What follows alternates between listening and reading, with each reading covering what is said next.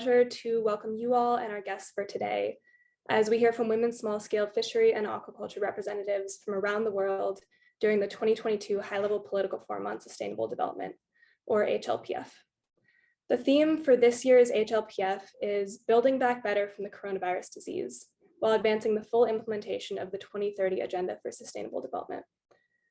My name is Janiyah Bruce, and I'll be moderating this webinar today. I'm a High Meadows Food and Nutrition Fellow working with the Environmental Defense Fund. I work at the intersection of small-scale fisheries and food and nutrition, aiming to ensure that the voices and interests of small-scale fishers are included in international forums and agendas. I also work directly with the Small Scale Fisheries Hub and the Aquatic Blue Food Coalition, both of whom are co-sponsors of this event. Given the focus on building back better from COVID and reviewing the Sustainable Development Goals 5 and 14, namely gender equality and life below water, at the 2022 High-Level Political Forum on Sustainable Development, our side event will highlight the critical roles that women play in small-scale fishing and aquaculture operations, the impacts of COVID on small-scale fish workers and aquaculturists, and the ways that their communities have been building from these challenges. Women's contributions to small-scale fisheries and aquaculture are frequently overlooked and under-recognized. 45 million women participate in small-scale fisheries operations globally, which constitutes greater than 40% of the global fisheries workforce. Women are involved in all aspects of the fisheries sector and stand to benefit disproportionately from fisheries, as the contributions of aquatic foods to vulnerable communities' food security and nutrient intakes are particularly important for women's health and child development. In partnership with Iceland, the Environmental Defense Fund, the Small Scale Fisheries Hub, the Aquatic Blue Food Coalition, GRO FTP, or the Fisheries Training Program under the auspices of UNESCO, and WorldFish CGIAR, we are gathering small-scale fishery representatives today with government officials to discuss the ways that building back from COVID and achieving the Sustainable Development Goals will benefit the livelihoods of women in small-scale fishing communities and support policy action.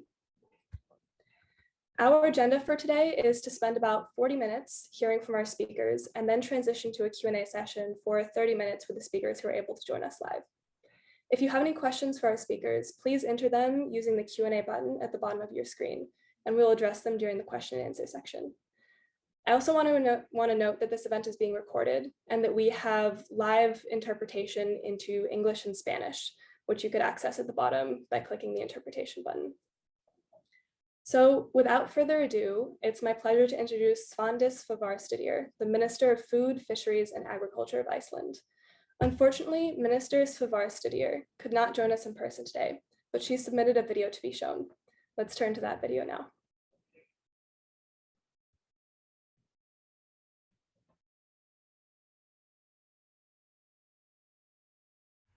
Ladies and gentlemen, and everyone outside these two categories, I am honored to participate in this event on behalf of Iceland, along with other feminists from around the world. It is also, of course, a great pleasure to be able to combine two topics very close to the hearts of Icelanders, and to me as Minister, women's rights and fishery management. First and foremost, Iceland is determined to champion gender equality and promote transformative change both at home and on the international stage. As we see it, gender equality is not only smart economics and the right thing to do, but above all, a human right. Iceland is also a fishing nation with a long history of reliance on the ocean for our food and livelihood. Over the past generation, Icelandic fishing has changed dramatically from a volume-driven to value-driven industry based on principles of sustainability. We believe that lessons learned from Iceland can help other countries to sustainably manage their fisheries. It is with this spirit that Iceland has, for example, hosted the Fisheries Training Program for the past 2 decades, partnering with developing countries to support training and research so that scientists, policymakers, and academics across the globe are equipped to meet the challenges of Sustainable Developmental Goal number 14. We have also focused developmental cooperation efforts on improving the livelihoods and resilience of fishing communities in our partner countries in Africa. Gender equality is at the forefront of these efforts. Sierra Leone, for example, we are supporting women's economic empowerment through training in healthier and safer fish processing techniques, with the aim to increase the quality and value of their products, as well as improve their working environment. In terms of natural resources and women's empowerment in general, it tends to be the case that gender stereotypes are strong. Both the decisions and the profits, where applicable, are more likely to be made by men. In Iceland, we have seen this trend both within the fisheries sector and, for instance, the energy sector, another sector important to us. For equality to prevail, these gender stereotypes have to be countered. Governments need to be aware of that gender equality does not come about by itself, and that transformative policies need to be implemented to advance it. There, we still have a lot of work to do domestically. We will not succeed without the effort of the industry itself, which is now mostly run by men. The industry also needs its own transformative policies, and to give you a good example of that, the Icelandic Association, Fisheries Iceland, have recently selected 19 board members, and none of them is a woman. None. They say the board rules affected this. I say change the rules, because in the 2022, this is absurd. Sustainable Developmental Goals 5 and 14 on gender equality and life underwater have the overall potential to be mutually supportive. Iceland is therefore happy to see both SDGs among those under review at the HLPF meeting this year, and of course is ecstatic to host this event along with our wonderful partners. The event also takes place during the International Year of Artisanal Fisheries and Aquaculture. Small-scale fisheries and aquaculture make a vital contribution to feeding communities, to feeding the world. They directly improve the health and well-being of local communities, not least the most vulnerable ones. From that perspective, small in scale is big in value, and there women play a highly important role already. Dear all, we are reminded today that women make up more than 40% of the global fisheries workforce, yet their contributions are frequently overlooked and under-recognized. They have little say in the decisions regarding management and investment. This has to change. As a first step, we need to listen to and amplify the voices of the very people in question. Allow me to reiterate that the government of Iceland is honored to co-host this event, and we are looking forward to hearing from our speakers today. I thank you.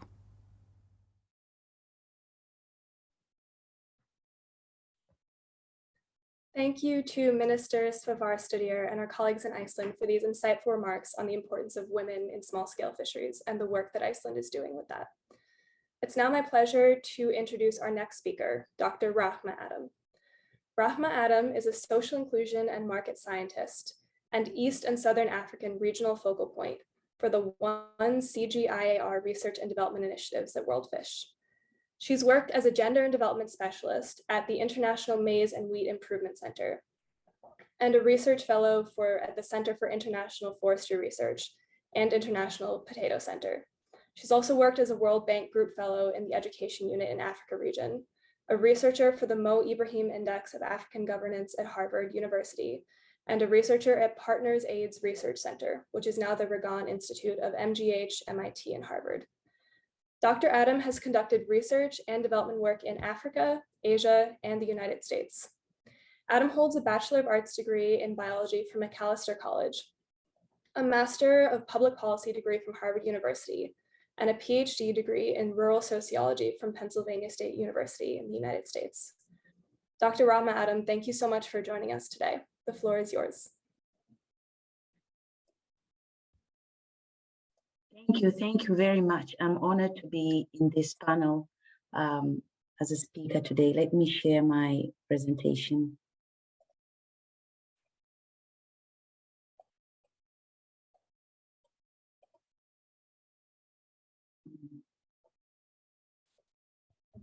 Can you all see it? Thank you. Yes, we can. Thank you. It's an honor. Greetings, ladies and gentlemen. It's an honor to be here today. I'm representing World Fish. The topic for today is women in small-scale fisheries and aquaculture. So I think it's important, first of all, to inform you, why should we care about this topic? We have heard a very good presentation just before me, but I think it's also important to provide the rationale for gender and social inclusion in aquatic food system. And also, it's also important to understand what are the pathways for change, pathways for women economic empowerment and gender equality that World Fish and its partners have been able to come up with over the research that we have been conducted over several years.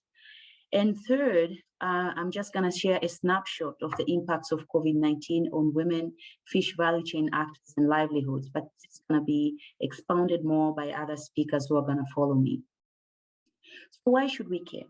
We should really care because gender equality and women's empowerment are globally recognized priorities enshrined in the Sustainable Development Goal number 5. And most importantly, as it has already been spoken, that women contribute about 40%, and some literature say even 50% of the workforce in small-scale fisheries and aquaculture combined. And even though they provide this, this whole amount of labor in this sector, they face a lot of discrimination in terms of wages in the nodes of the value chain that they participate in. When you compare it to men, men are earning more than women, whether it's in the industry or they're working, at home as a processor. And also women have a huge burden, unpaid labor work at home. They have triple role, caring for the family, caring for the community, among other household activities that are taking place. And at the same time, in the aquaculture, if it's a fish pond outside the home, they have to feed the fish, they have to clean the pond, and they are not paid. And third and most important is the issue of invisibility of women in aquatic food systems. We are in shortage of sex disaggregated data that tells us how women and men, in terms of the roles they play, in terms of the benefits that they get. We are in shortage of such data. It's just recently through the work of Illuminating Hidden Harvest project, which was pioneered by FAO, Duke University, World Fish and its partners, we were able to unmask the invisibility of women who are involved in small-scale fisheries. But much more work still needs to be done in order to really understand these data and what the data tells us in order to inform much more of the policy and change that we want to see on the ground. And third and most important is the fourth and most important is the need. We need to really understand what are the preferences, what are the needs and wants for each of the gender types, be women, men, youth, children, people with disability, indigenous women. What are their preferences in terms of the technologies and innovations that researchers and other development practitioners are able to generate, and provide an opportunity for them to be able to be knowledge co-creators with us. And fifth and most important is the issue of poverty. We know women experience high degree of socioeconomic marginalization compared to men. This is before COVID, but with the advent of COVID and the situation that we are also still continuing to be in, this has really enlarged the gap between the income and poverty between men and women. So in terms of the pathway, the first pathway is the one that is looking at the resilience of aquatic foods, which needs to rely on gender inclusive and gender responsive climate smart aquatic food solutions and other technological innovation. So the whole point of this pathway is the need to go beyond the top-down approach of technology innovation, but really to work with at the grassroots level with the customers that we are tailoring the technology to, or our clients who are our farmers, our women farmers. So World Fish and its partners have worked through farmer fish field schools in Bangladesh with women fish farmers, and we invited them and we worked with them as co-researchers rather than wives of fish farmers. And through that, we were showing them how to really be involved in aquaculture in a climate-friendly manner. And they were able to absorb the technology that we introduced and able to share their ideas on which fish strains are better at certain environment. This resulted in women having enhanced knowledge, access to inputs and income, and over 3/4 of the women that were in the study reported positive changes in household decision-making. Pathway number 2, this is about inclusive livelihoods and wealth generation. We want our women to be economically empowered, the ones who are involved in this sector. So World Fish, with our partners in Malawi, we bundled up 2 technology, which the first one was gender inclusive financing, and the second one was post-harvest technology accessing. And these technologies that we provided to our fish processors, our women and men fish processors in Malawi, were climate friendly. So they were solar tent dryers, improved smoking kiln. And we partnered with a bank in Malawi. They were able to provide lower interest loan to the women compared to men. And they were able to access these technologies and use them, which as they were using this technology, they were able to produce fish that were of good quality, less hydrocarbons, much easy to consume, and good taste that were able to fetch good premium in the market and improve the income of the women processes. And the third pathway is inclusive governance. Is the foundation of equitable, resilient aquatic food system. We want the women who are involved in this sector to have a say, to be at the table, to make decisions, to drive their community-based natural resource management strategies, implementation. So World Fish in Cambodia, what we have done is through coaching, through a lot of dialoguing and focus group discussion with our women and men in those communities, we were able to train them to become better entrepreneurs in the sector, to become better stewards of their natural resource management. And some of the women were able to enter into this governance structures of the community-based natural resource management, assume leadership position, and through that, they are able to create more comprehensive management planning and attract even more funders into their groups, and hence do much better in managing their resources. The fourth pathway is the gender transformative approaches, which was also spoken by our first speaker, which are necessary. This is the hallmark of World Fish work in gender and social inclusion.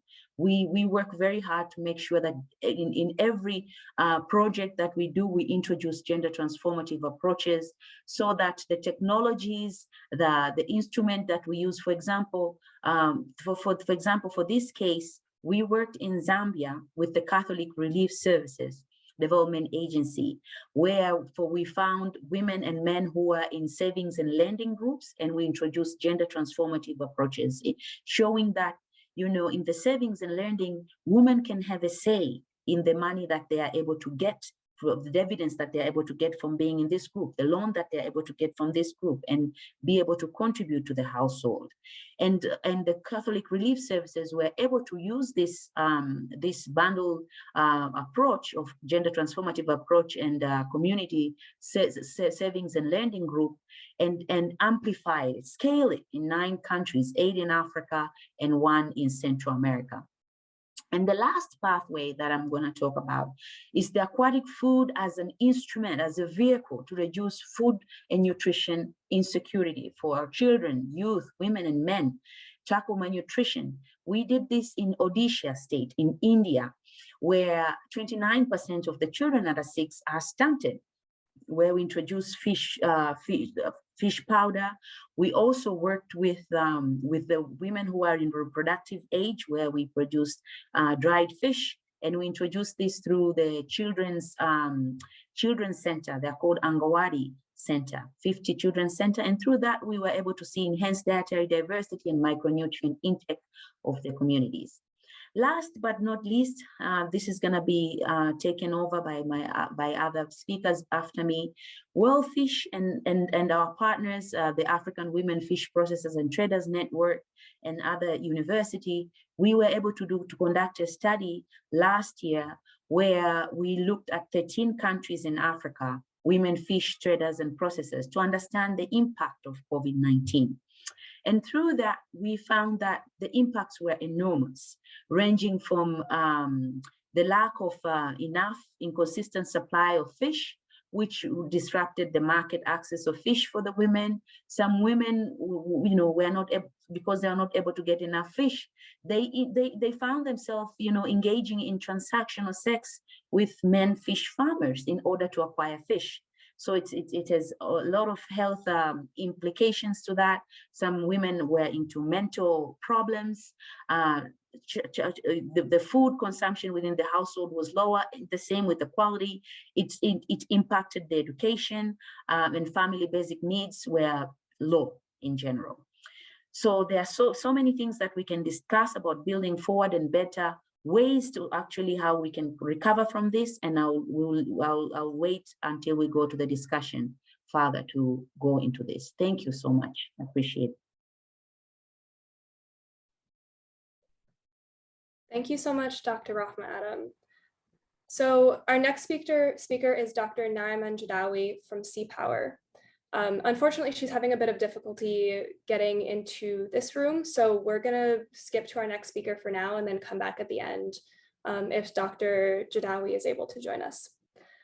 So it's my pleasure now to introduce Dr. Ujjani Halim. Dr. Halim is a social researcher and chief advisor of the East Coast Fishworkers Union in India. She's also a coordination committee member from Asia of the World Forum of Fish Harvesters and Fishworkers, and a member of the steering committee of the Fishers Forum at IFAD, representing the World Forum of Fish Harvesters and Fishworkers. Dr. Halim has a doctorate in political ecology and has been associated with development work of small-scale fishers for the last 24 years in India and globally. She's presently acting as the executive director of the Institute for Motivating Self-Employment. Dr. Halim, thank you so much for joining us. I understand that you want to show a video for a part of your segment. Can we please pull that up now and then turn the floor over to Dr. Halim?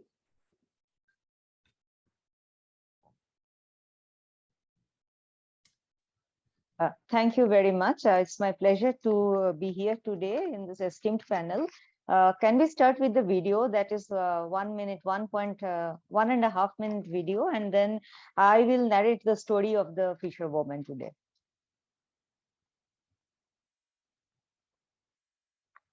Activities such as fishing can help attract visitors. Activities such as fishing can help attract visitors looking for a more authentic experience. A large number of villagers, especially women, are found to be involved in seafood stalling. Outbreak of COVID pandemic spoiled their livelihood as well.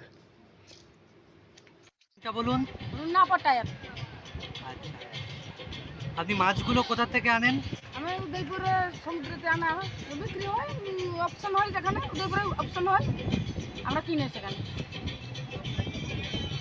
আচ্ছা, মাছগুলোর দাম কি রকম আছে rate? 200 টাকা KG আছে, 1000 টাকা KG আছে, 500 টাকা কেজি আছে, যেটা যেভাবে রেট। যখন লকডাউন চলছিল তখন কি কি সমস্যা পড়েছিলেন আপনারা? বহুত অসুবিধাতে আমরা চলেছি। পান দোকান করে চপ, পেঁয়াজি, আলুদম এগুলা করে বিক্রি করে চলেছি আমরা। আর কিছু? আর কিছু তো আমরা লকডাউন সময় তো কোথায় বাইরে যেতে পারবো না, সেই গ্রামে আমরা পান টান বিক্রি করে গ্রামের লোককে বিক্রি করে চলছি। অসুবিধা হচ্ছে। মাসে কি রকম ইনকাম হয় আপনাদের? মানে ইনকাম এখন বলতে পারবো না, কদিন 200 হয়, কদিন 500 হয়, কদিন 1000 হয়, কদিন বহনই হয়।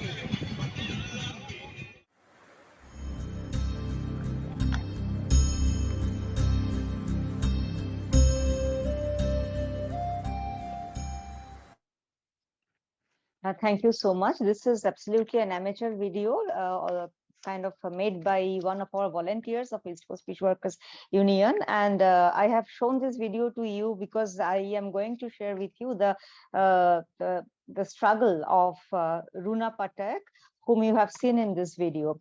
I know I have like 4 minutes or so. As I was listening to two previous speakers, I think we have all kind of grasped the key challenges as well as the opportunities that is there in the small scale fishery sector, and the very, very important role women play in these sectors, while the challenges the women face at the same time, and kind of strategies we need to adopt to address these challenges. In India, there are like, as per government data, 5.4 million active fishers, and among this 5.4 million active fishers, almost 30% are fisher women.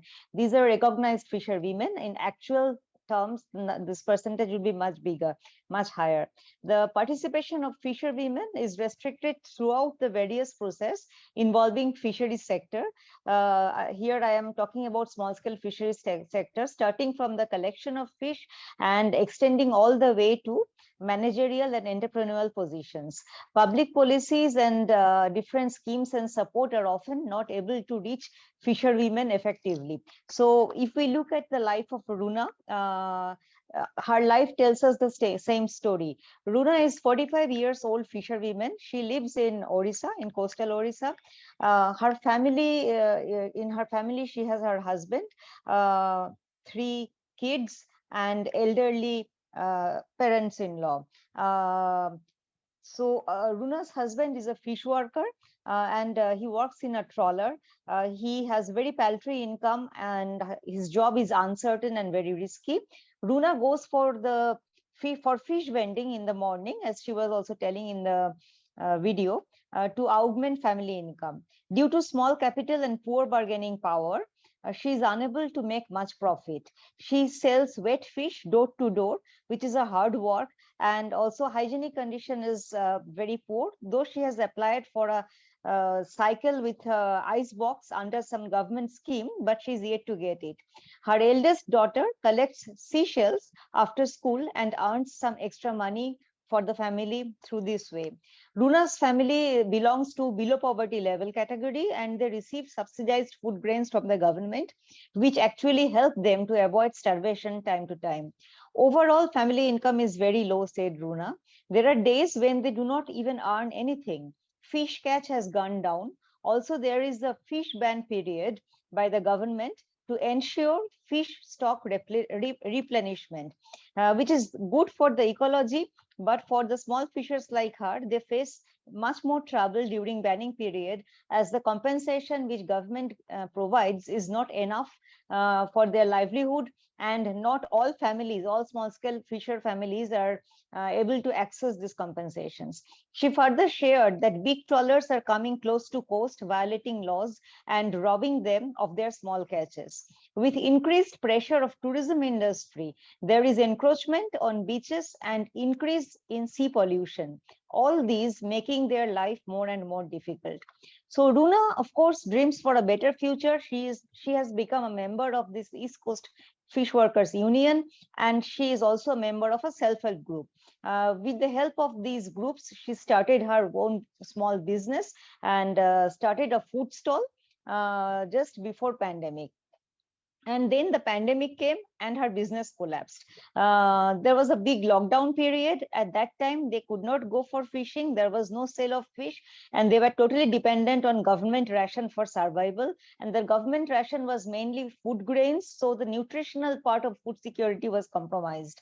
As schools were closed, Anganwadi centers were closed, even kids were not getting midday meals and other food supplements regularly. Amidst COVID and lockdown, these areas face 2 super cyclones. One is Amphan and the other is Yash. These 2 were very big cyclones, and that devastated the coastal areas. Runa's small house was damaged and she lost some livestock.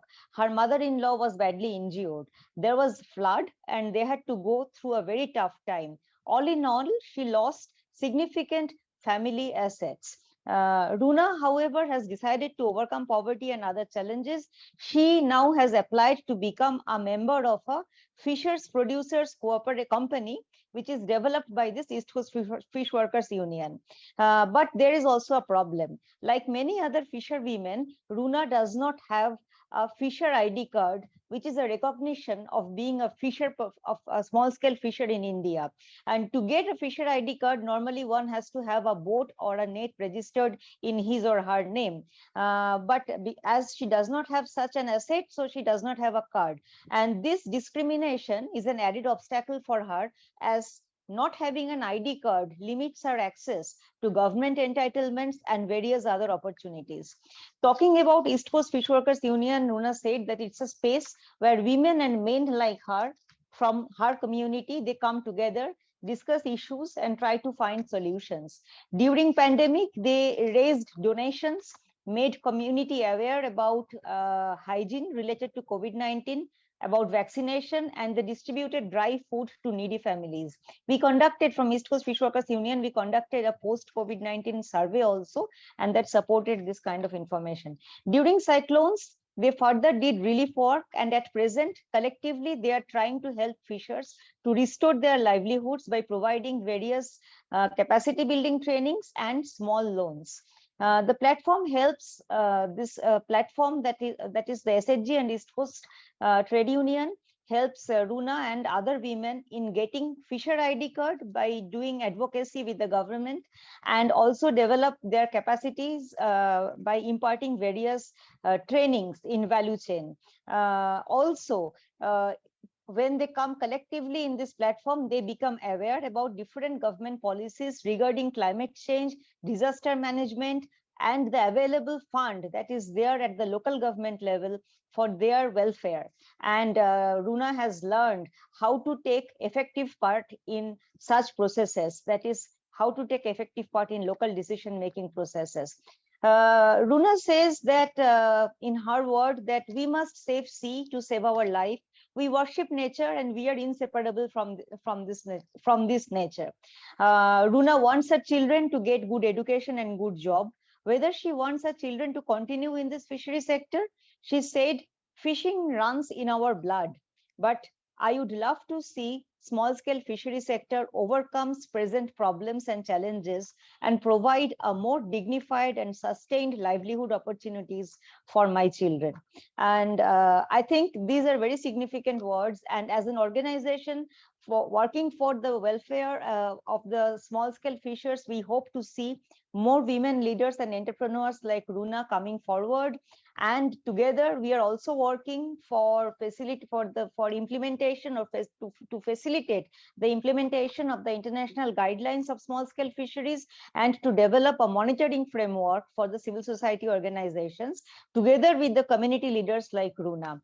So I would stop here. I have taken this opportunity to share a real life story of a small scale fisherwoman, her challenges and her everyday life. As due to the paucity of time, I cannot go into further detail, but if there are questions, I would love to answer. Thank you. Thank you so much, Dr. Halim. I think Dr. Nariman Jadawi has been able to join the panel. Dr. Jadawi, can you hear me? Are you able to unmute yourself and speak?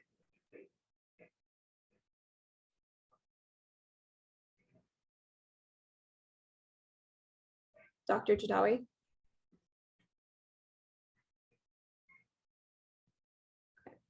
Please send me a chat if you are able to speak, and we'll turn to you as soon as possible. So next, it's my pleasure to introduce two of our speakers from Trazando el Rumbo, Yanette Castro Medina and Miriam Perez Aro. I will turn it over to both of you to introduce yourselves and to tell us a bit about your work. Thank you so much for joining.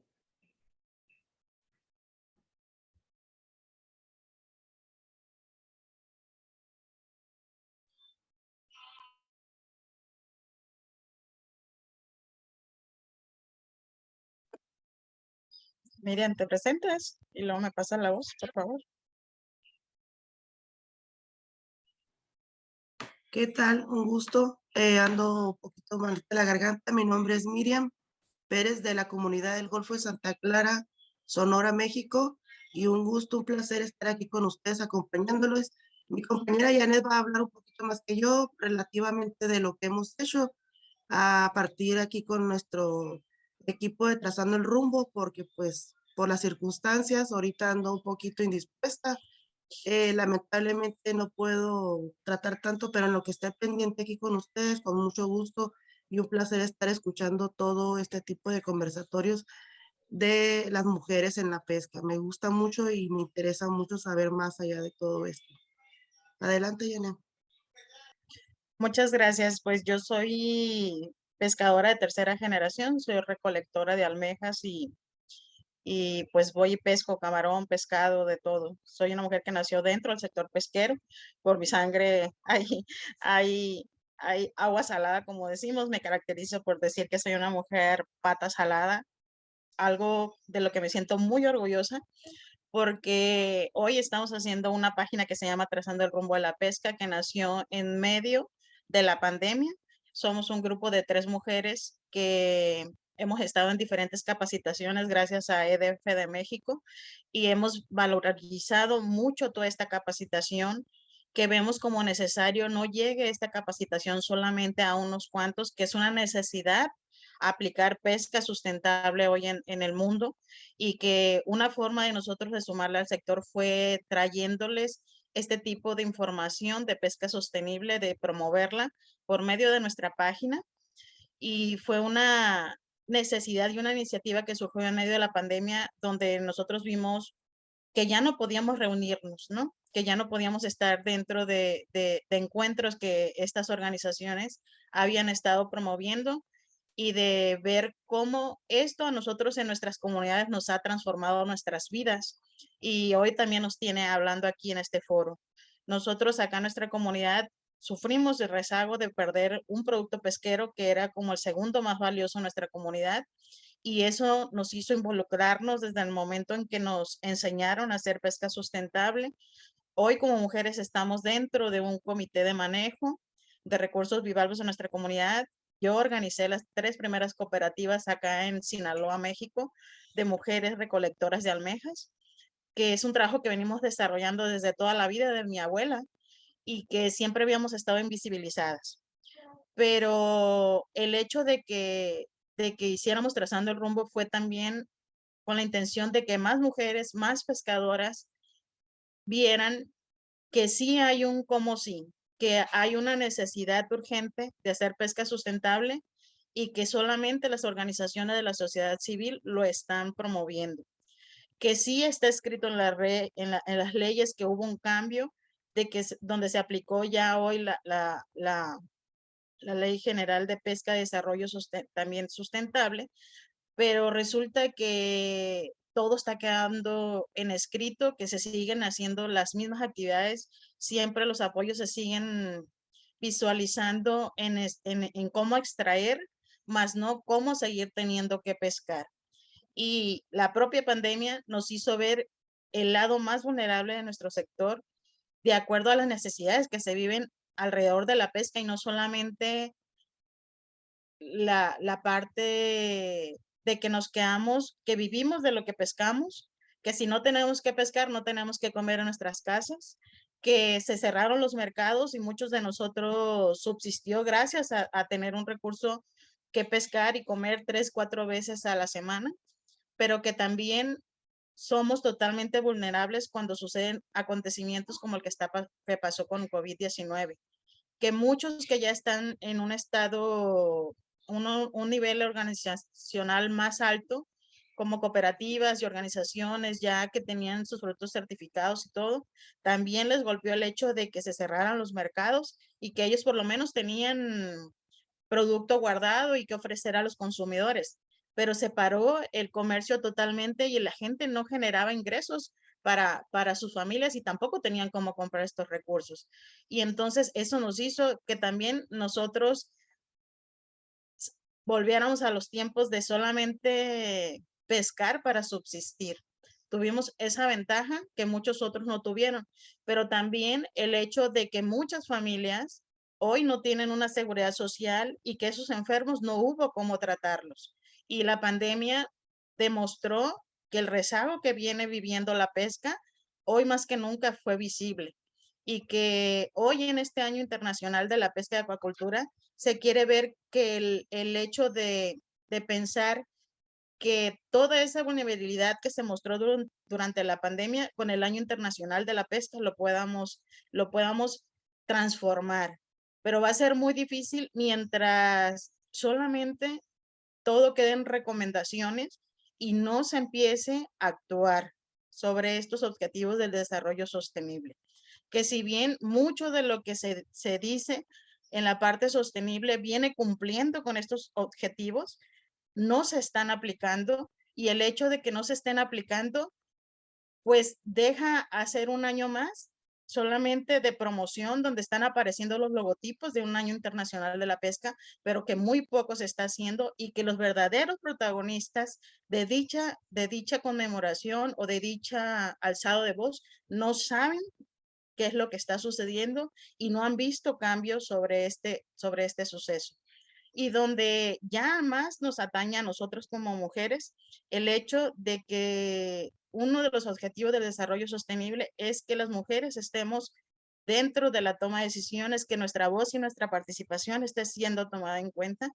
Es muy, muy difícil cuando somos totalmente vulnerables a los cambios de gobierno en cada comunidad o en cada estado, en cada país, ya que mientras no se meta en estas políticas públicas la perspectiva de género, donde las mujeres estamos dentro del sector y no precisamente la pesca se mire como un estado de extracción, que solamente es lo que se dice pesca. Se cree que solamente los que van ya extraen es pesca, cuando hay una cadena de valor a lo largo de este proceso hasta que llega a la mesa de los consumidores, donde nosotros transformamos ese porcentaje al más del 50% que se habla que estamos dentro de la pesca.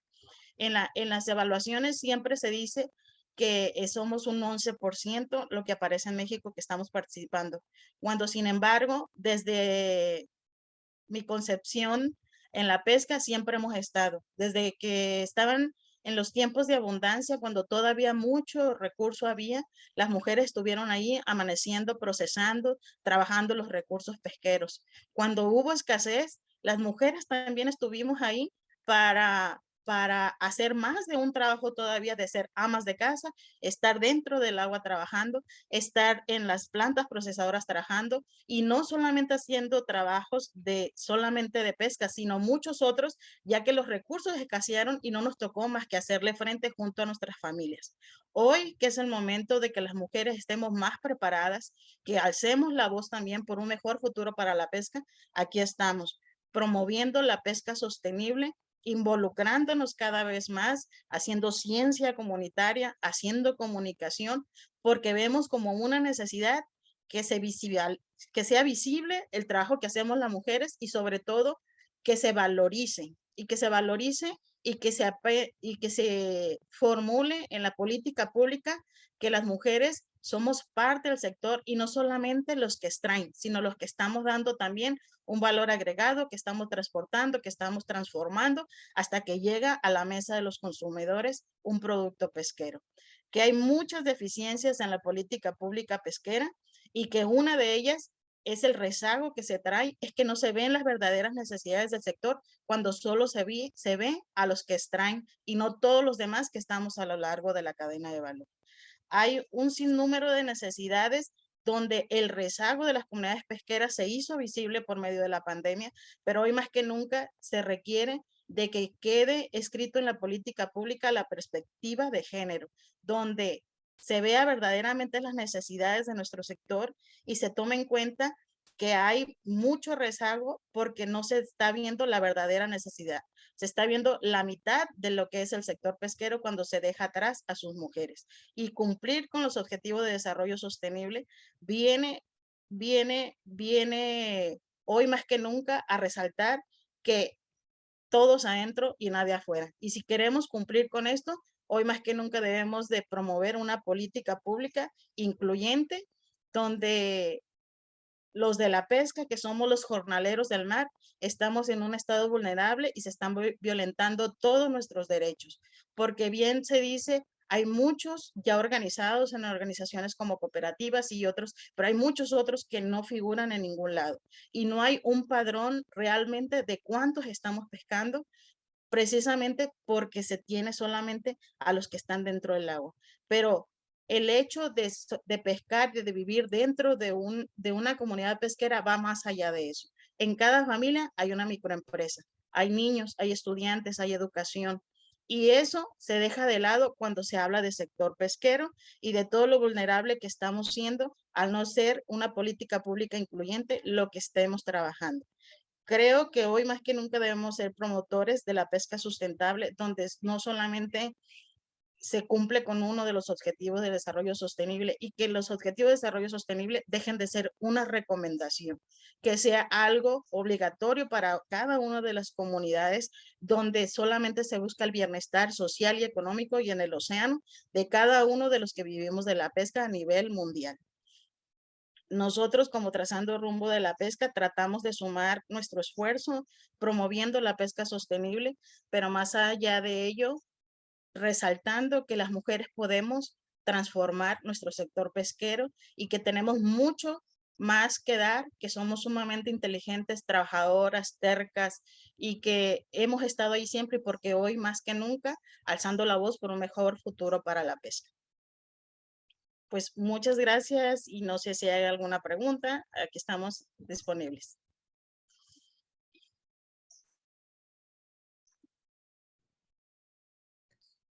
Thank you so much, Yanette and Miriam.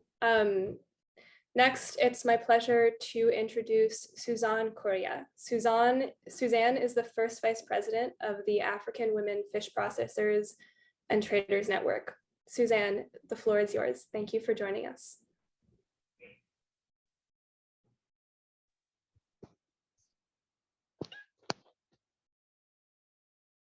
Thank you very much.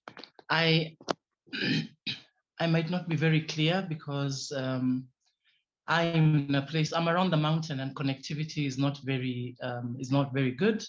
So I will ask that you allow me to switch off my video so that I do not lose network. But good evening, everyone. Yes, of course. Please feel free to put off your video. Thank you. So as the previous speakers have spoken, as we look towards building forward for better, Dr. Rama mentioned about OFISHNet, an organization of women in fish trade and processing in the African continent that has 44 countries who are members of the 54 countries on the continent. We are working to bring the rest on board. So as women, we realized that alone we could not. We had the same challenges. We had the same solutions or interventions that we were looking towards. And we realized that if we came together, then we would be able to achieve a lot more. But then even by coming together as a continental organization, we realized that we also did need partners because partners bring in different strengths and different skill sets. So I am going to give you a story of a journey that OFISHNet undertook with a partner, WorldFish and CGIR, on the impacts of COVID-19 on the women fish processors and traders within the continent. So our initial conversation with WorldFish, we were looking at how do we bridge the gap between research and practice. How can we get better in what we do, but how do we bring the knowledge? Knowing that a lot of women in SSF might not be able to have the courage, might not be able to be schooled enough to be able to go and knock on the doors of those who have this knowledge. So we realized that we had what it takes being the continental body, and therefore in our conversation with WorldFish, how were we going to make this a reality? So we interacted with the OFISHNet Bureau, which is 10 members, who represent the 5 regional hubs within the continent. And our conversation was, how can we document our experiences now that COVID had come in? The challenges we were going through, were there successes?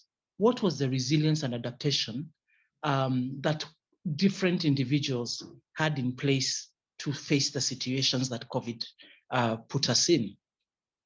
So WorldFish was kind enough to introduce us to an organization known as On Our Radar, a wonderful organization that empowers offline communities to speak for themselves. Their model was very interesting.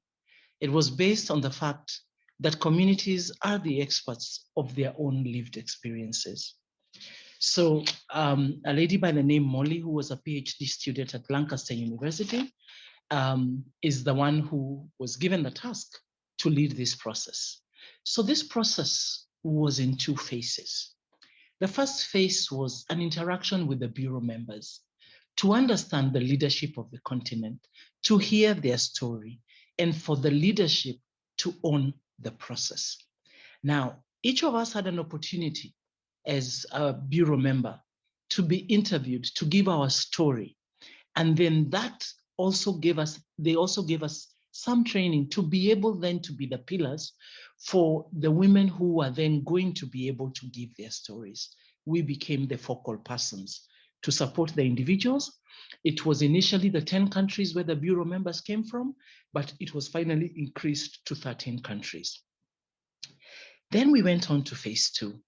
So On Our Radar worked with the 3 Cs.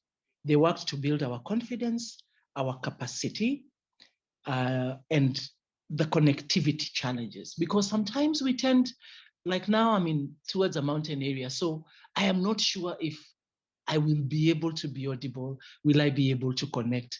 But to just give us the courage to let us know that we could be able to achieve what our key target was, raising the voices of women. So these women were trained to be community reporters. They learned how to use their smartphones, whether however sophisticated or however simple they were, to capture and to share their stories real time. During this training, collective action, inclusive and interactive process, where the group members blended their synergies to achieve their shared goal. They were given the space to identify, to voice, to discuss, to seek solutions to their challenges and situations, and to support each other. And most important, to cope during this very trying time, and thus no one was left behind. These women experienced a sense of belonging, identity, and fulfillment, knowing that they were developing something that would be for the betterment of the sector. They were the actors. It was by them, and they were representing others in their sector. It was their voice. They were at the center. So knowing this, their commitment to this process, they had weekly sessions. These sessions, they started realizing, was giving them power, was giving power to their story. It did not matter the quality of the videos. It did not matter the language spoken. All those barriers were not withstanding. So this journey led to the success of our call to action. So our call to action developed the 10 policy recommendations that Dr. Rama talked earlier about, and which my colleague Edith will follow immediately after me, which all actors, global, regional, national actors, including government, where policies are implemented, should take note and operationalize when they are planning, when they are budgeting, that they must include women, and not just as a number, not women to rubber stamp at meetings, but women should be at the center of the conversation. So we requested, and we keep repeating, that it is a seat on the table. And this conversation is and should be with us and not for us. Enough of boardroom meetings. We want the commitment, and we want this to start being operationalized, not any other time, but now. The voice of the woman must be key and center to what is affecting them, and center to what is for the success and betterment of all the women within small-scale fisheries. I will now hand over to my colleague, Edith, to be able to then take us through the outcome, which was the 10 policy recommendations. Edith, over to you, and thank you very much for listening to me.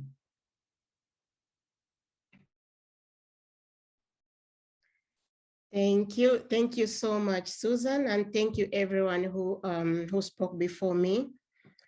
And I really appreciate for the organizers to having me here and for giving me the opportunity to share some insights on how women fish workers, women fishers and processors, but also those who are doing small scale aquaculture, the way they are building back better from COVID-19 and working towards achieving the SDGs. I'm really happy for this opportunity that I'm going to share with you the recommendations for building forward better with regard to COVID-19 impacts on women fish processors and traders in sub-Saharan Africa, which is an outcome of the community research that was conducted by our FishNet in collaboration with the partners that have been mentioned.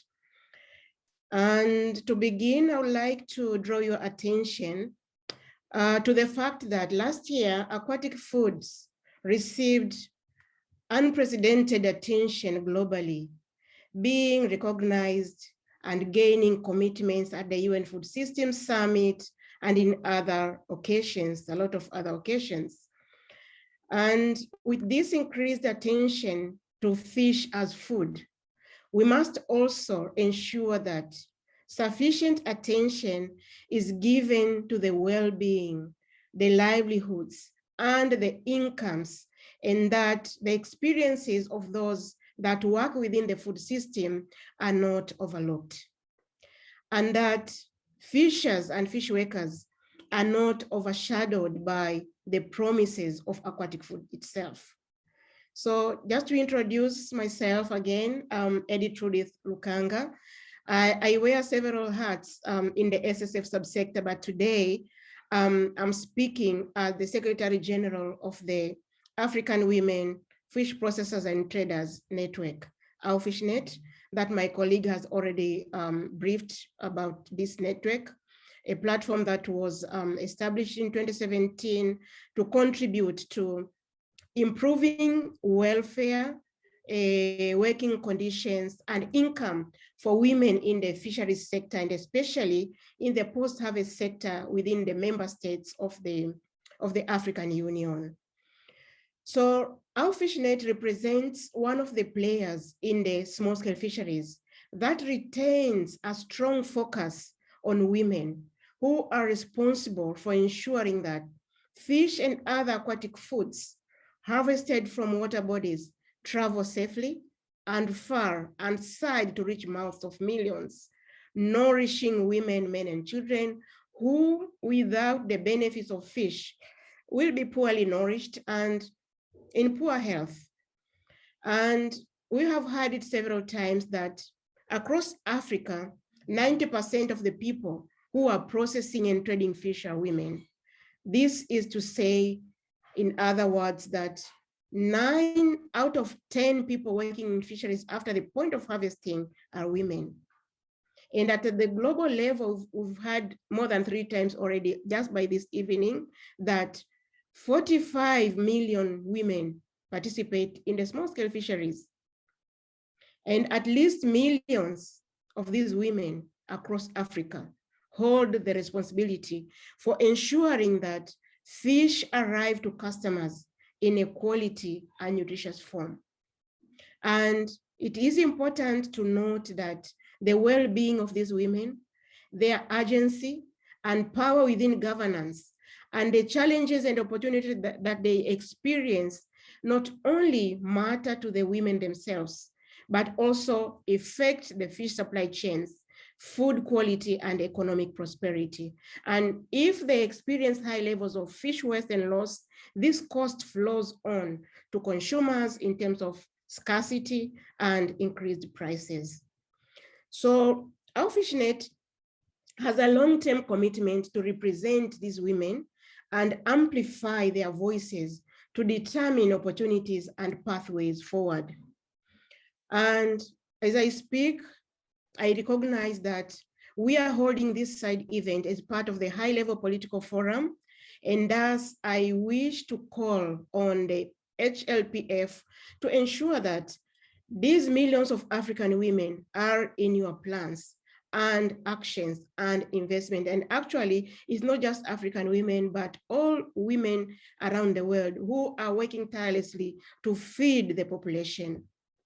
Traditionally, these women and their lives have been unrepresented in informal statistics, so their labor is not counted or valued as it should be. Their work is not captured in estimates of gross domestic products.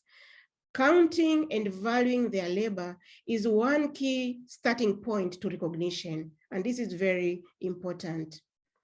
So during COVID-19, as our FishNet, we had the opportunity to hear about challenging experiences of women fish processors and traders directly from about the 13 countries that were already mentioned.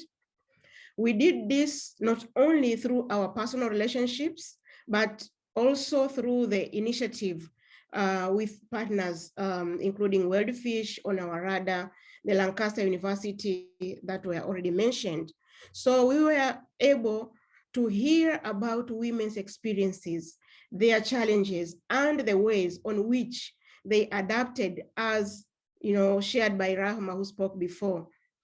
Dr. Rahma really highlighted all these challenges, but also these experiences and the adaptation mechanisms that women had undergone during that period. So with these women and these partners, we identified the 10 recommendations for building forward better. Building forward in ways that are more inclusive and more equitable, improving our chances of progressing the SDGs, particularly SDG number 5, SDG 10, and SDG 14 at the same time. So you can find this report actually, and these 10 recommendations online. We will share with the organizers the link to access these reports. But at this moment, let me summarize our recommendations in 3 major points. Number 1 is to secure women's access to financing to enable recovery. Number 2, transforming the decision-making processes to ensure equal voice of women in governance of fisheries, food systems, and COVID-19 recovery. It is important that, as my colleague Susan has rightly put it, women should be at the center. They should be part and parcel of the decision-making processes, and not just by numbers, but by having their voices heard, but also taken into consideration in those decisions that are made. Number 3, invest in women fish processors and traders in terms of technical, human, and digital collective capacities.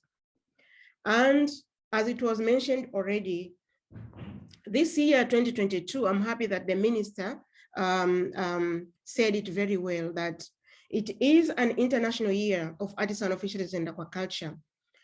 I would like to call for action-oriented celebrations throughout the year, is one of the objectives of IAFA is to promote dialogue and collaboration between and among small-scale artisanal fishers, fish farmers and fish workers, governments, and other key partners along the value chain, as well as to further strengthen their capacity to enhance sustainability in fisheries and aquaculture and to enhance their social development and well-being. This is the time we need to listen and to support the small-scale fisheries producers, traders, and processors, especially women working across the fisheries value chain. And in particular, to hear, value, and respond to the millions of women that provide the backbone of the food systems, not only in Africa, but all around the world. And for that to happen, the collaborative implementation of the voluntary guidelines for securing sustainable small-scale fisheries in the context of food security and poverty alleviation must be made a priority at the national level and should be as inclusive as possible. If not now, then when? Thank you so much for listening. And in case there is any question, I'm happy to come back during the plenary discussion. Thank you, and back to you, moderator. Thank you so much, Ida, Trudith, and Suzanne, for your inspiring remarks and calls to action. We really appreciate both of you joining us today. So next, I'm going to turn the floor over to Dr. Nariman Jadawi from Seapower. Seapower is a groundbreaking initiative rethinking seaweed farming to empower women in Tanzania. Dr. Nariman Jadawi is a senior marine scientist and head of research unit at Zanzi Marine and Coastal Solutions Limited in Zanzibar. She has extensive experience working with women and coastal communities in Tanzania and empowering women economically through sustainable use of coastal resources. Dr. Jadawi, thank you so much for joining us. We're so glad you're able to be here today. I understand you would like to begin your remarks with a short video. Can we please show that video now and then turn the floor over to Dr. Jadawi?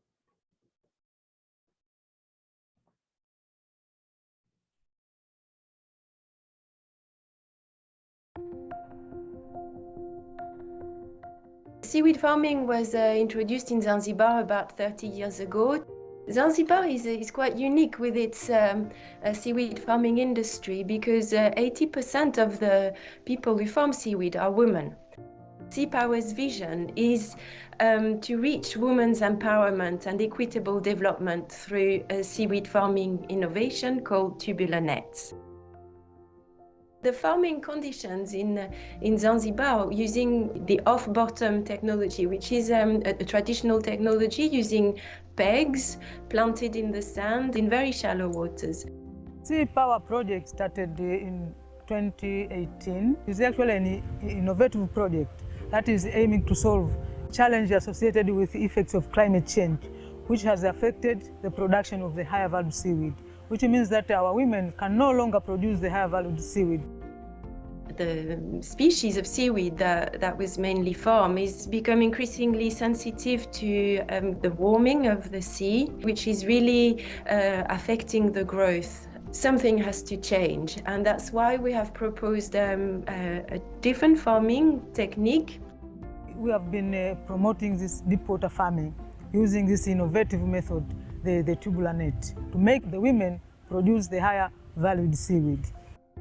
Tubular nets are about 15-meter long pieces of fishing net, which are cut and sewed, and then bits of seaweed are put at regular interval within this net, and then they are anchored in 10-15 meters of water. It enables two things. First, to farm a different species of seaweed called cotonie, which is a higher valued seaweed. But also it enables it to be farmed in deeper water, where it is less sensible to sea temperature variations. If it's done in deep water, the women had to know how to swim. So one of the first things we had to do was to teach these women how to swim. But also it involves diving. Right now, they are learning how to swim, and later on, they may learn how to dive. We are working in partnership with the men at the moment, and helping us handle the boat and the snorkeling that is required to place the net in deeper water. You know, men need to be part of the change as well in the empowerment of women. This new technique that has been brought by Seapower catches a lot of seaweed. The women are getting a lot of money from when they harvest, and this has increased and improved their livelihoods. With a traditional farming technology, the women work individually on their own seaweed plots. But with tubular nets, they have to get together because you need to be at least 2 or 3 to sew the nets. This contributes a lot to building the capacity of the woman. What sets Seapower apart is that innovation and women's empowerment are really the two sides of the same coin.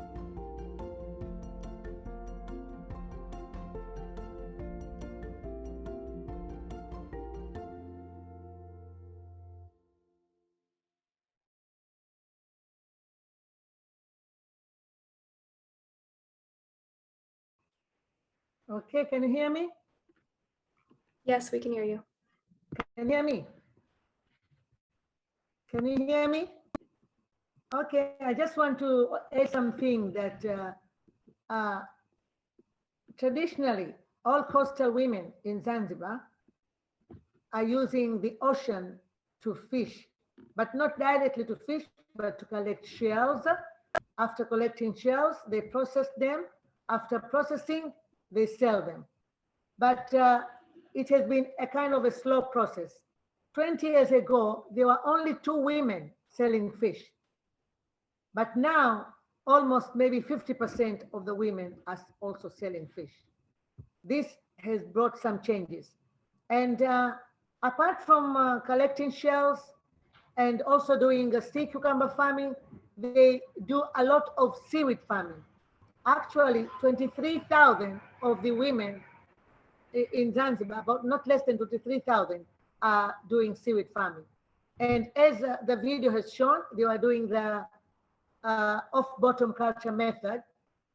But due to climate change, this off-bottom culture method, the seaweed is dying, it gets ice disease. And so under Seapower, we have tried to introduce to them the deep water tubular net technique, which also you have seen. And now the women, we've done this in only 3 villages, but all those women have been empowered and they're learning how to swim and also getting a lot of the high quality seaweed for sale. So this was done under Seapower. And our vision is to reach women's empowerment and equitable development through seaweed farming, innovation, and transformation. And also our mission is to achieve, in partnership with women seaweed producers, an adapted seaweed farming technology that transforms women's economic and ecological landscapes of Tanzania and beyond. So as it was said before, seaweed farming in East Africa is mainly a woman's activity. Very few men are doing this activity. And so even in the deep water farming technique, it's mostly women, but men are helping in the diving aspect. But we want also the women to learn how to do this. And that's what we are trying to teach them right now. So in short, also, we have achieved this thing through the looking at the SDGs, the one on SDG 5, gender and gender equity, SDG 6, decent work and economic growth, SDG 13, climate action. This deep water farming enables adapting to the increased sea surface temperature. Also, life below water. Farming seaweed is a nature-based solution done in deep water. It alleviates trampling pressure from sensitive seagrass areas and supports aquatic biodiversity.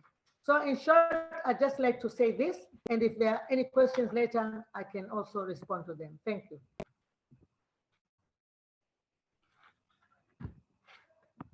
Thank you so much, Dr. Jawi. We really appreciate hearing about the innovative work that Seapower is doing to empower women, and thank you for joining us. So Sorry, I forgot to say one thing. Sorry. Oh, yeah, go ahead. I forgot to say one thing about COVID.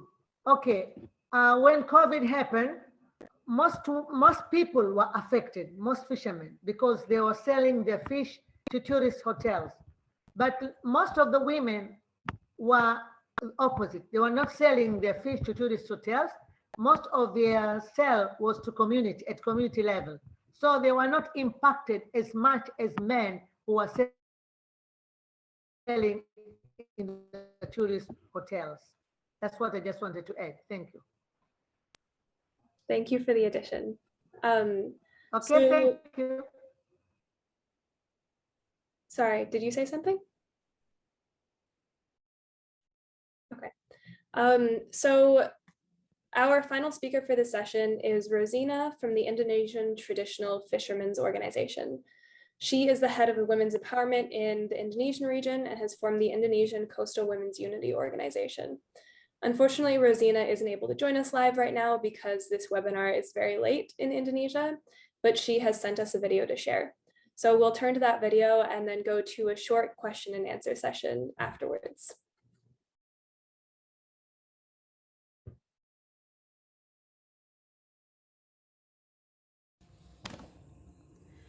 Selamat pagi semuanya.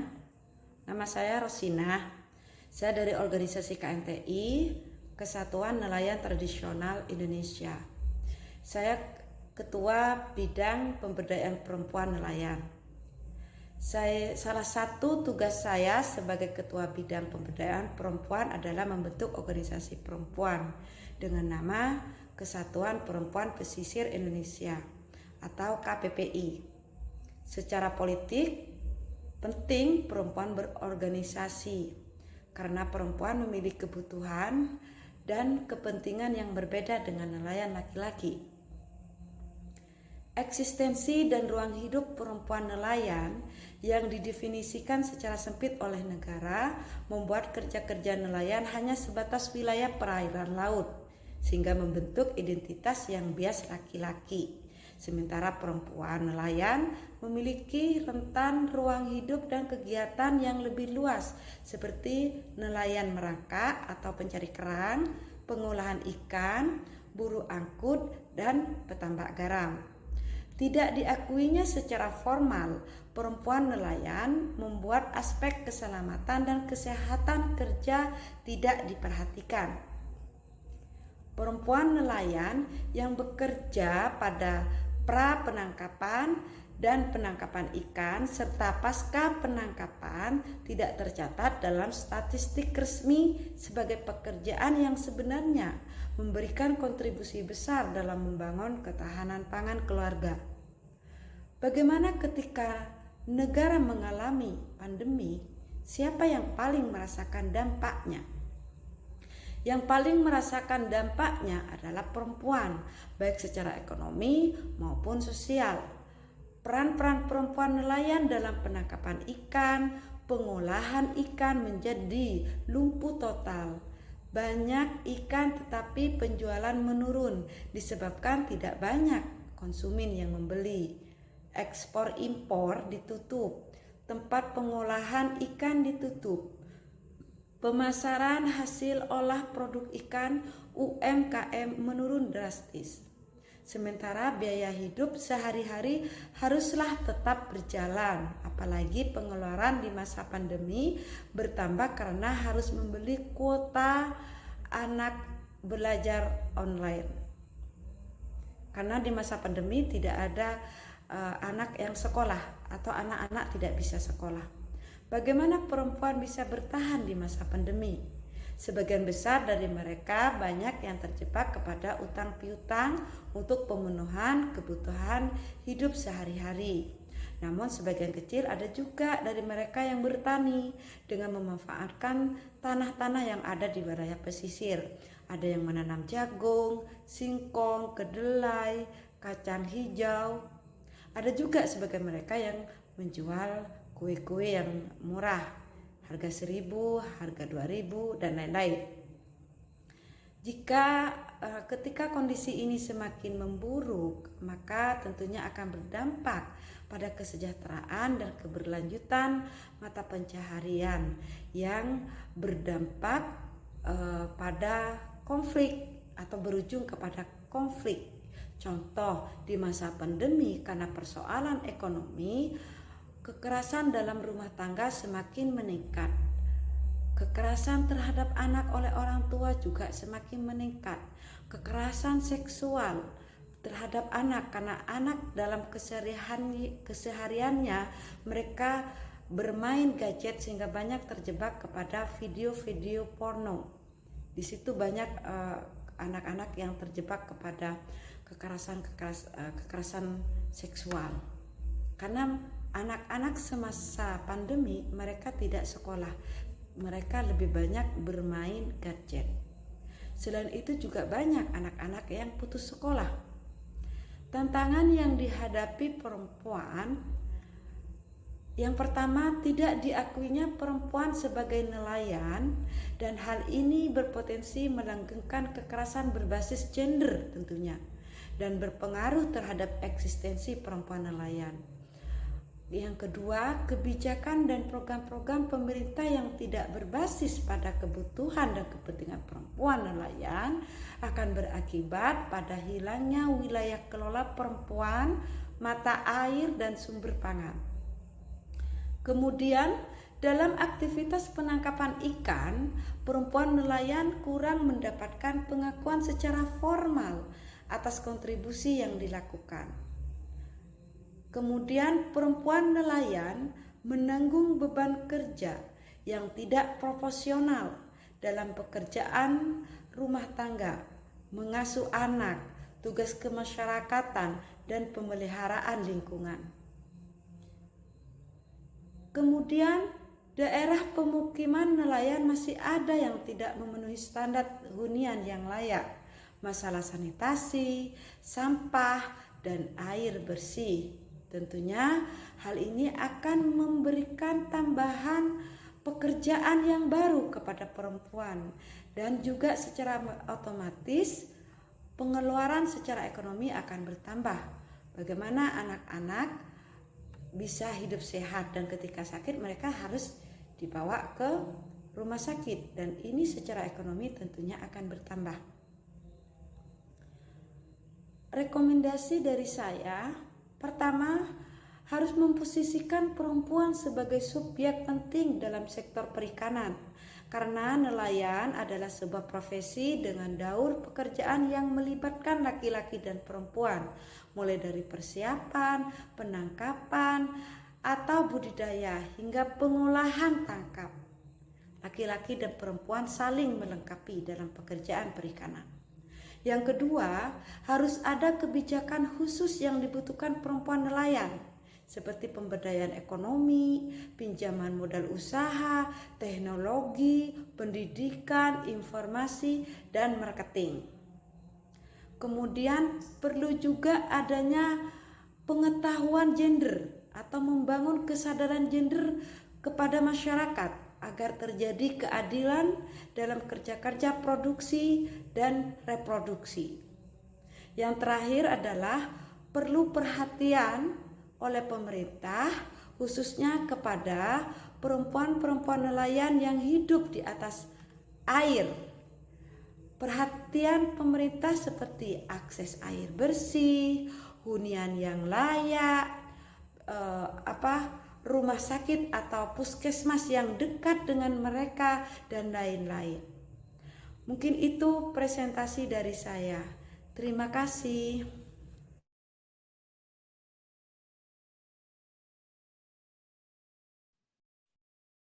Thank you to Rosina and her colleagues for sharing that video. And thank you again to all of our speakers and panelists today for their insightful remarks and expertise on women in small-scale fisheries and aquaculture. We have maybe a couple of minutes for a Q&A session. So if I can ask that all of our panelists turn on their video and unmute themselves, we won't bother raising hands. Let's just have a conversation. So since we only have a couple of minutes, please keep your remarks short and I will only ask one question. So I'm curious, for those of you who haven't touched upon it in your remarks already, what do you think is one of the biggest challenges or barriers to achieving Sustainable Development Goal 5 on gender equality that you have seen in your work and in your communities? And please just go ahead and speak if you'd like to say something. May I? This is Ujjaini here. On this very specific thing, I just presented a case study, so not really touching upon all these things. I think a big barrier is basically revisiting and revising the existing policies in the small scale fishery sectors at the national level, and in doing so, actually developing a very good engagement with the policymakers, with the government, and in creating a platform where the leaders of the small scale fisheries communities can come and have an engaging dialogue with the policymakers, and together they can revise the policies as appropriate for SDG goals and also for the lives and the livelihoods of the artisanal fishers. So this policy barriers, I mean, that is one thing, and the other thing is the implementation of the policies. That is the other thing. There are some good policies which are not really fully implemented due to implementation level challenges. Their active role of the community in kind of monitoring the implementation of such policies would be required. So in one word, further strengthening the organizations of the small scale fishers. And basically, when we talk about policies, all the policies, national level policies, ideally should be also reviewed in the context of the existing VGSS, a voluntary guideline of small scale fisheries, which we strongly recommend and which the small scale fishers should demand again and again. Thank you. Thank you, Johnny. I'm going to turn quickly to Yanette, and then we'll have to go to closing since we're almost out of time. Yanette, please go ahead.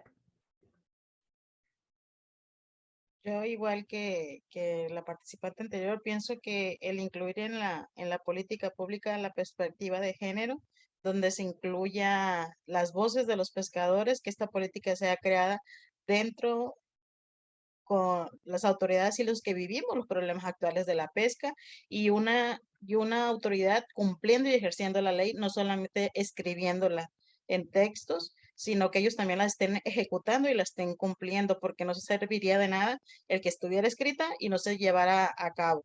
Creo que esa sería una de las iniciativas que nos ayudaría a cumplir con el objetivo de desarrollo sostenible en el 5.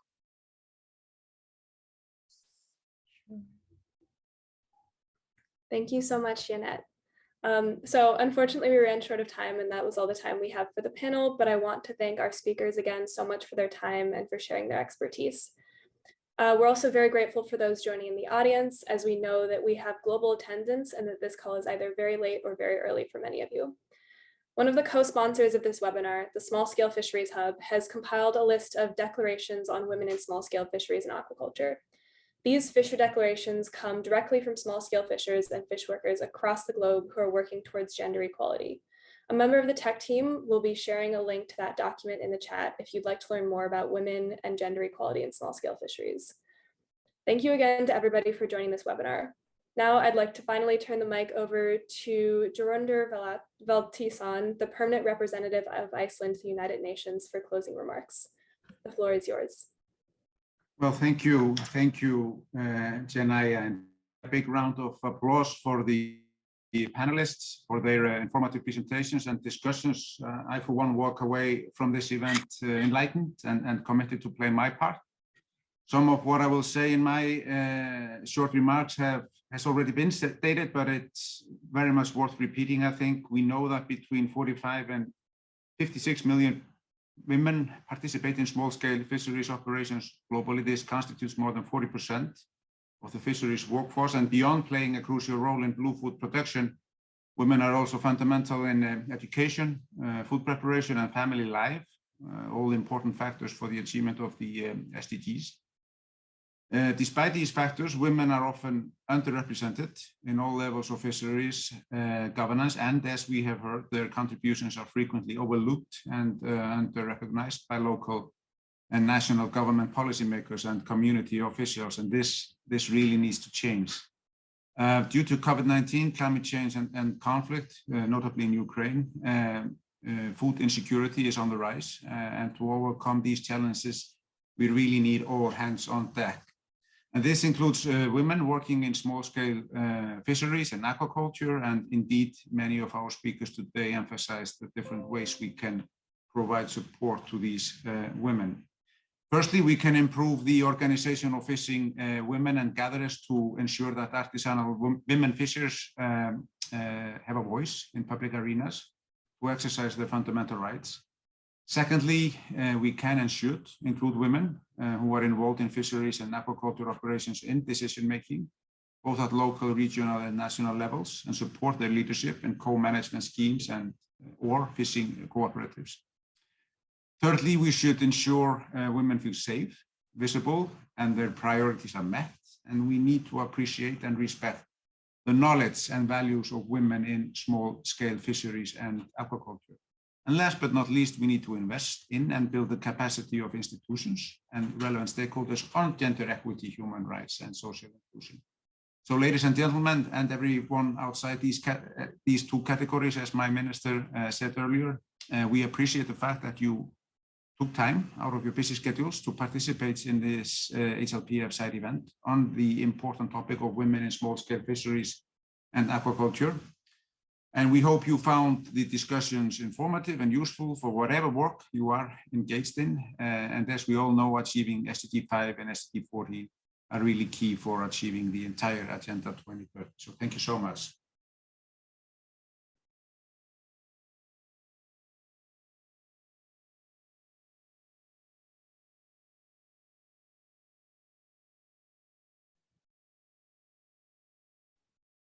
Thank you, everyone. Have a wonderful morning, afternoon, or evening, depending on your time zone. We really appreciate you joining this call. Bye. Thank you. Bye. Thank you very much. Bye-bye. Thank you. Bye. Okay.